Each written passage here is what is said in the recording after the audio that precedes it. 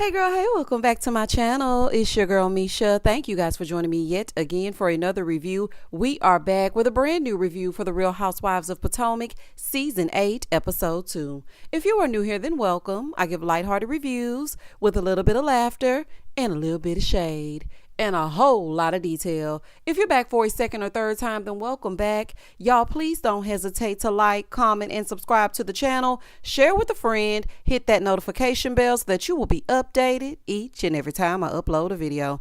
Now, child, let's get into it. We gonna get into it.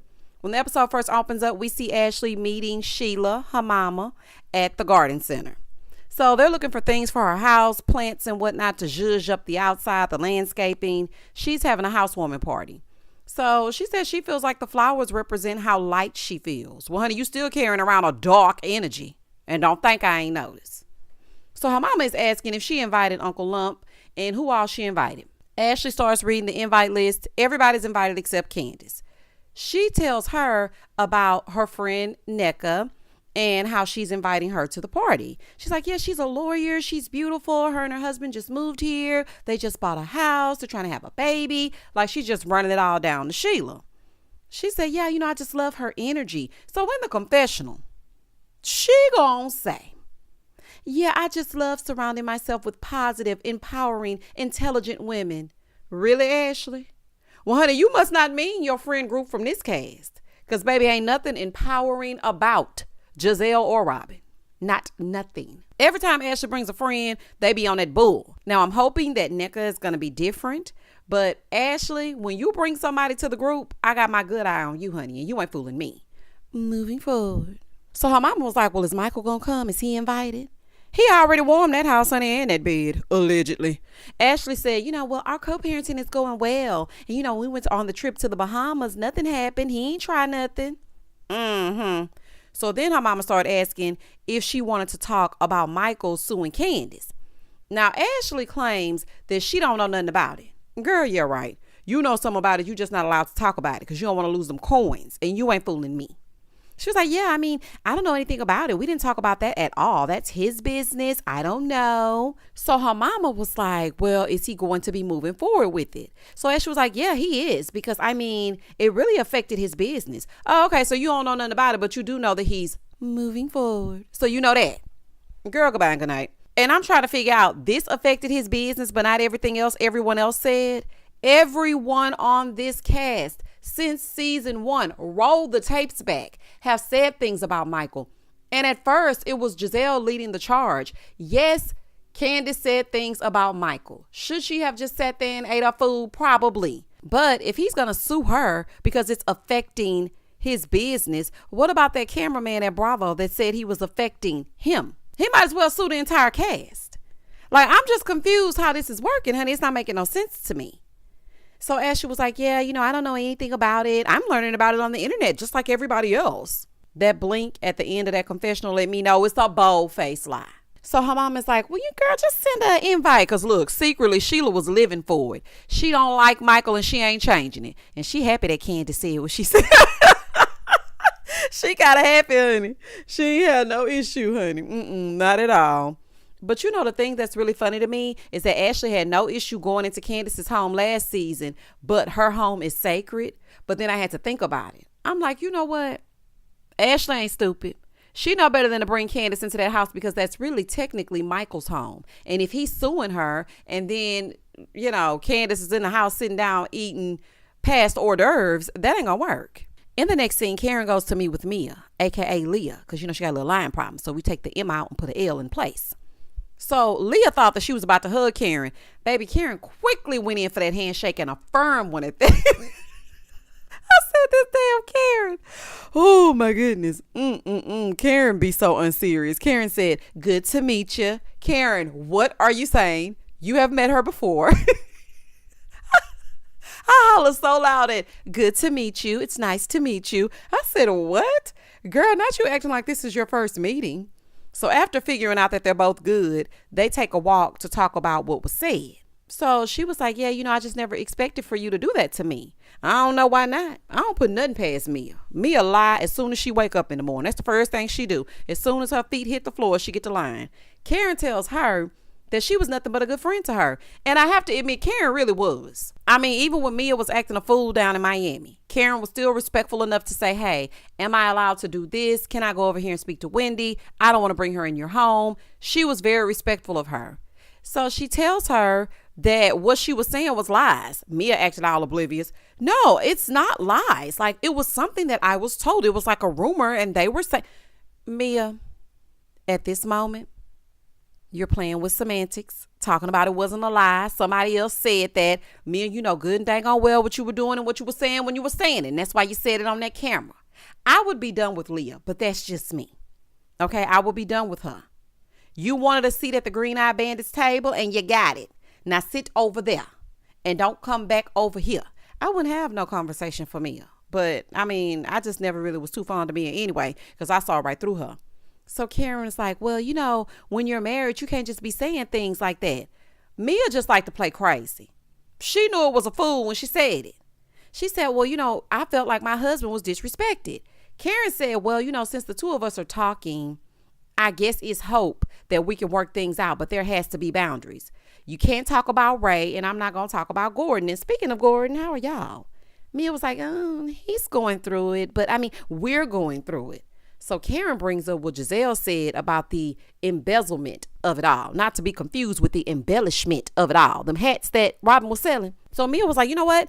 In Giselle's defense, I kind of was thinking the same thing. Girl, you weren't thinking no same thing, nothing. You only started thinking it when Giselle said it.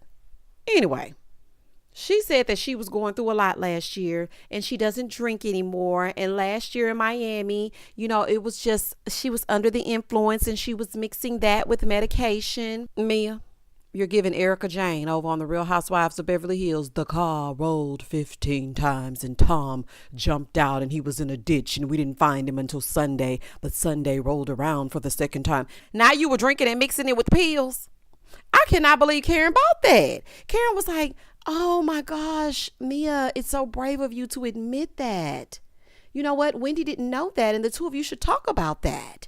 Karen, Mia has lied about her health, about her wealth, and about these pills. Girl, I'm not buying nothing that Mia is selling. Now, she may be telling the truth, but I don't believe it. Okay? And why didn't you say that at the reunion if that was the real deal? Girl, goodbye. Moving forward.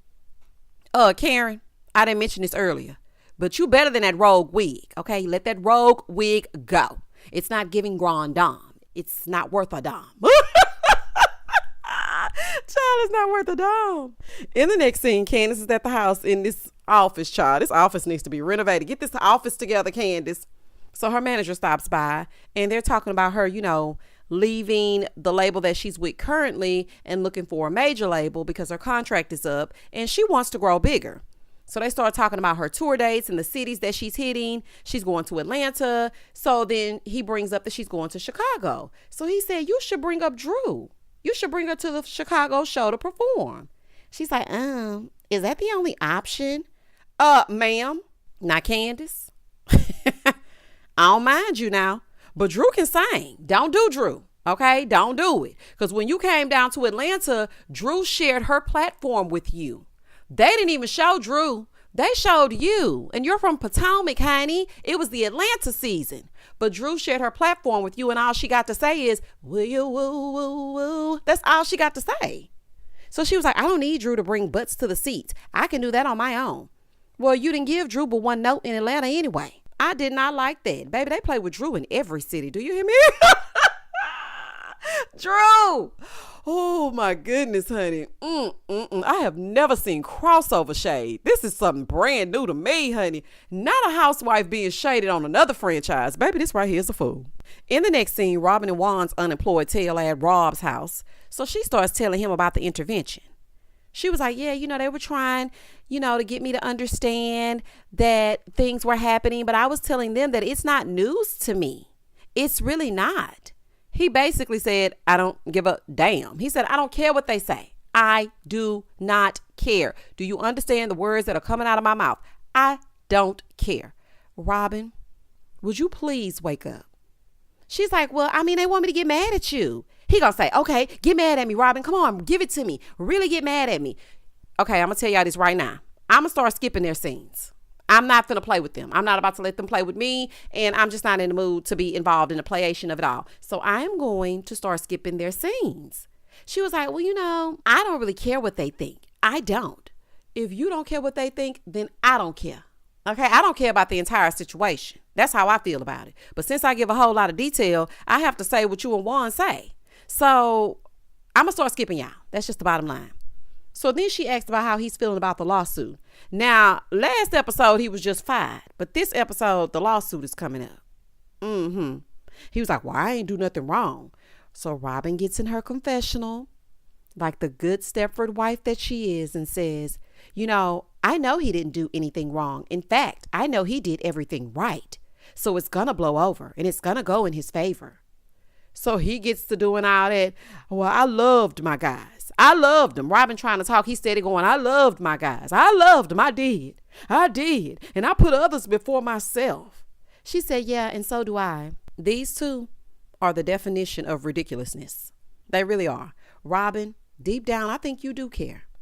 I was watching you in this scene, and deep down, I think you do care. You are just used to whatever scraps that Juan gives you. And so you just take them. And Juan, you doing all that. I love my guys. I love my guys. It's giving daytime soap or it's giving Tubi. Please stop.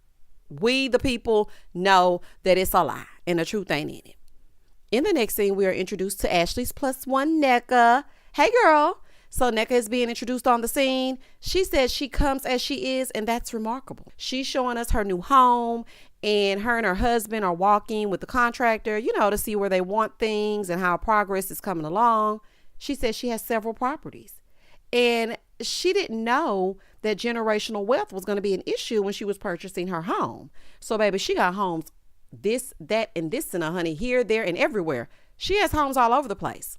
Now, while she was talking, I was wondering how the ladies are going to feel about her having all of this generational wealth and all these homes, especially Giselle. She loved to ask how many houses somebody got. Okay.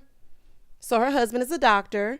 He has all these different titles, and he's a nightclub owner by night. Okay. It's giving the Huxtables, the lawyer and the doctor. I got it. So she's telling us that they're trying to have a baby, but she takes all of her vitamins with champagne. Ma'am, that's not going to help. And your husband being a doctor, he should know that it ain't going to help. We need you to get some good old H2O. Please take your stuff with your water. You got to drink your water. Water is very important to our vital organs. So, baby, please take that water and drink it. I feel in this scene that it's giving first season. It's giving coming in, talking about what we have and our wealth. And it's giving what they all do. That's what it's giving me. Moving forward. In the next scene, Wendy shows up on the scene. Hey, girl. And she's looking for a studio because Wendy is starting a talk show. Wendy, what I think you should do is maybe a YouTube channel or even a podcast. But I guess you want, Wendy, who is it? I guess you want the talk show of it all, child. So if you want the talk show, let's do the talk show. The studio is giving Airbnb though, honey. This is like somebody's apartment. This does not look like a studio. I can't see a talk show in that space. You need a different type of studio. So they sit down and Wendy's like, yeah, I have a PA in mind. And so the lady that she's talking to, she's like, yeah, I have a PA in mind as well. Then Wendy turns around and goes, what's a PA? Ma'am, is the PA that you're talking about personal assistant? Because what she's talking about is a production assistant. And the production team is in the room with you. Is the PA in the room with us? Yes, they are, honey. Yes, they are. This is a whole fool. Then they start talking about the budget and Wendy is over it. Wendy and I have noticed a pattern with you.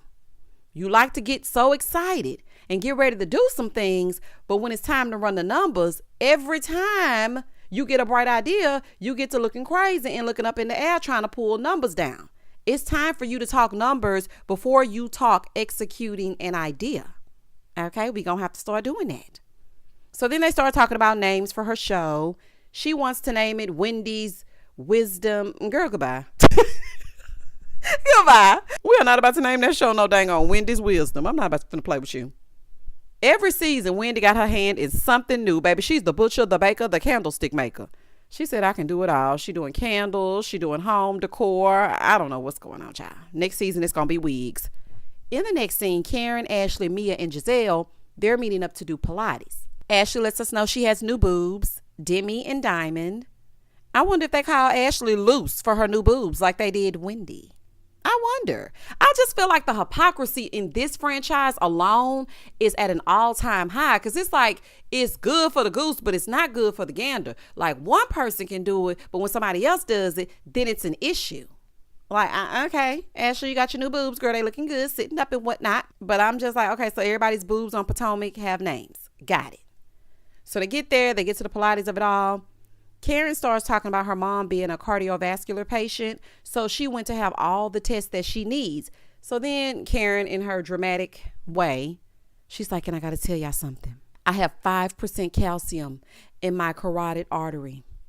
Now, she was doing it as the dramatic grand dame, but I have to say, I just had that calcium test as well. And they may be making fun of Karen, but those tests are needed. All of y'all should be doing those tests. Everybody should have one. You need to make sure, because when you have calcium buildup in your carotid arteries, you are at increased risk of heart disease, heart attacks, strokes. Like, it's some really serious stuff. So, I mean, they was kicking and whatnot, but y'all need to get them tests, child. So after playing on this here equipment, Karen tells them that her and Mia are shaking hands because she's not fake and Mia is not her friend like that. They're rebuilding. Mia thinks the handshakes of it all are stupid. Well, girl, you shouldn't have been messy. So you just be happy you getting a handshake. Karen was like, I just don't want us to talk about any more rumors. Well, baby, what she say that for? Giselle is like, oh, okay. Well, speaking of rumors, are you going to apologize to Robyn? Because, you were saying down in Georgetown, Juan was walking around with another woman. Well, honey, it ain't too far-fetched. We don't know if that's a rumor or not. Allegedly, honey, because I don't need no problems. She's like, you need to apologize to Robyn. Karen did say, okay. She was like, because that's kind of a rumor. And based on what I'm telling Mia, I'm going to go ahead and apologize. So you can just facilitate the apologization of it all. You apologize to Wendy, Giselle, for the rumors that you started. You apologize to Candace, Giselle, for the rumors that you started about Chris. You apologize to who else? Karen, Giselle, for the rumors that you started about Ray wanting to sleep with Erica Lyles for a night. You, Ashley, apologize to Karen for saying that Ray has sometimes erectile dysfunction or whatever it is you said. It ain't working. All y'all need to be apologizing. Just sit down and go on one big apology tour, because every last one of y'all don't do nothing but spread rumors. So Karen asked Ashley about her divorce. Girl, ain't no divorce. Ashley was like, no, we're not divorced yet, because it ain't going to be no divorce. So then she asked how they all felt about Candiace. They don't mess with her. Girl, Giselle can't wait. I don't know who that is. She can't wait to say something. So Karen was like, well, I know you didn't invite her to your housewarming, but she going to be out of town anyway, so it works out. I'm sure she didn't want to be there no way, even if she was in town. So then Ashley slips Nneka in there, and then they start talking about Giselle's little friend and her situationship. Karen was like, Giselle was graduating high school when he was in diapers. Well, this is true, but I'm not going to give Giselle a hard time on that, because, baby, men do it all the time. Let Gizza have a little fun, and she ain't doing nothing else in that Etch-a-Sketch house. Moving forward. In the next scene, it's the day of Ashley's housewarming party. This is major for Ashley, though, y'all, because she was stuck in that crowded penthouse, and she only could invite one cast member over at a time. So the fact that she can get all the heifers together and it's a yard outside, I like it. Not Giselle bringing Ashley Coronas as a housewarming gift. Please, Gizzard. Giselle so tacky. Oh, I'm not finna play. Giselle, you are a fool, honey. Nothing for the house, but something for Ashley to get drunk. So Giselle starts asking about Michael, giving her a heads up when he comes over, because they're in the backyard. It's Ashley, Giselle, and Uncle Lump. So Uncle Lump is asking about this little vacation that Ashley took. And she conveniently left out the fact that Michael was also on the vacation. Ashley is not getting a divorce, Uncle Lump, so you will have to see Michael's bald head at Thanksgiving. So then Karen shows up, and then Mia. Mia comes in trying to shade Ashley's house, talking about, I'm just trying to figure out where's the water. She's saying it's like a beach house. Where's the water? Girl, not you shading Ashley when your house smaller than mine, and I'm over here on the YouTube. Girl gone. Shasha arrives. Hey, girl. And Ashley gives them a tour. Now, baby, this right here was a fool. Ashley starts giving them the tour, right? She says she wants the home to give a nautical feel. It is a lot of blue up and through. Baby, Wendy arrived and everybody on mute. Baby, Baby, everybody was just standing there. It was giving the mannequin challenge. Do you hear me? Everybody was standing there looking crazy. Nobody uttered a word. So she walked on right past Mia, as she should, and Giselle gonna move all the way over as if she didn't even want her to barely touch her. Giselle, it's really laughable to me how much Wendy gets underneath your skin. Girl, get over it. Look, you're getting the sexuals on the regular and you still got an attitude? You started it. You started it with her and she finished it. It's been 3 seasons now. I'm sure you've heard worse. Like, let's move on. But see, she's doing that so eventually she can ice her out. But it's not going to work, Giselle. So you might as well give up on that. Now that the doctor is in, let's continue the tour. So they keep touring. And as they're going through the tour, Ashley's telling them whose room this is and all this other kind of stuff. So they get ready to go outside to eat. So as they're going outside to eat, here comes Deb. Baby, the way I hollered when Wendy turned to look. Just see Deborah coming through that door. So we're just gonna keep on seeing Debbie. And she gets a seat at the table with the ladies. Ooh, child. So then Robyn shows up late, per usual. Hey, girl. Y'all know what this event showed me, though, all jokes aside? This event showed me that Potomac is on its way to ruins if they don't get it together. The way that these ladies are divided and the way that this whole table is being to Wendy, with the exception of Karen, to ostracize one person is crazy to me. I guess I just don't like that type of formula when it comes to shows that I watch, because it just doesn't give me feel good TV. There's really no way for me to kiki when one person is sitting over here by their lonesome. Like, that's just not cool. It's really not. Y'all need to get that together. It was such a divide. So anyway, Nneka arrives and she greets the ladies. They're like, oh my gosh, she's so fabulous. Oh, she's so beautiful. Y'all will say anything, honey. Y'all gonna push her to the side as soon as she make y'all mad. So production asked if Wendy knew who Nneka was, and she said, I've seen her in passing. So they sit down. So Ashley was like, y'all have some things in common. So they're like, oh, okay. And so they both find out that they have things in common and they're both Nigerian. Wendy's high-fiving her and everything. Okay, thinking everything's all good. Even helped the ladies to pronounce her name properly. And she was like, well, I mean, it's cool. Girl, don't let them mispronounce your name. Be proud of who you are. They can pronounce your name the way that it's supposed to be pronounced. Now, if you want to fit in, that's something different. But girl say, what now? So as soon as she sat down, here go Ashley with the mess. Yeah, I want to talk to Wendy because, you know, we haven't seen each other for a while because she's getting ready to produce some scenes. So they go inside and Wendy is saying how proud she is of Ashley.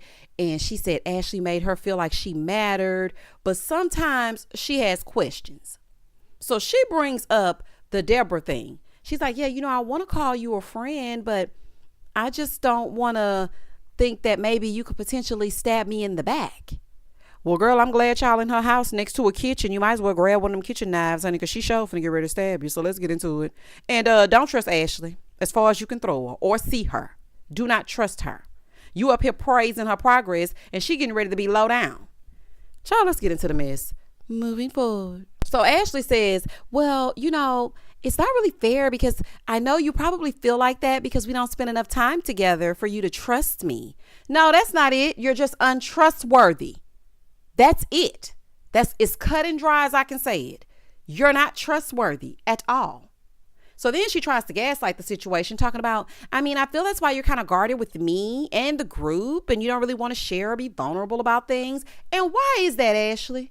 Why is that? Now, granted, you did have her back last season when everybody was like, we don't care about Mia throwing that drink in her face. I gave you your props then. But what you did tonight reminded me of why I don't really rock with you like that. So anyway, Wendy was like, well, you know, I just want to feel like it's in safe hands. So Ashley said, well, do you not want me to tell you things? Wendy said, no, I'm the friend that you can tell things to. Go ahead and tell me.